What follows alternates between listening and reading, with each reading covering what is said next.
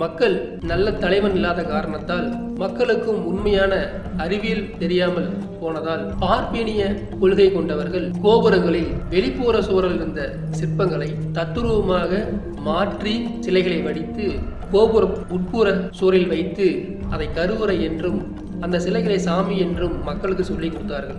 மக்களும் அதை நம்பி சாமி என்று கும்பிட்டு வருகிறார்கள். தற்போது வரைக்கும் அதுதான் நடந்து கொண்டிருக்கிறது.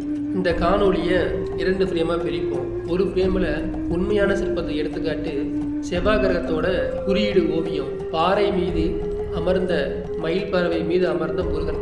இது உண்மையான ஓவியங்க. இது சோழர் காலத்து ஓவியங்கள். ஆனால் இந்தாண்ட ஃப்ரேமில் பார்ப்பேனிய கொள்கை கொண்டவர்கள் அவங்க எப்படி சிலையை மாற்றி வடிச்சாங்கன்னா, முருகன் பக்கத்தில் இங்கே ஒரு மனைவியும் இந்தாண்ட ஒரு மனைவியும். இது மாதிரி ஏன் அவங்க வடிவமைச்சாங்கன்னா, அவங்க ஒரு பொய்யான ஒரு கதையை சொல்லுவாங்க.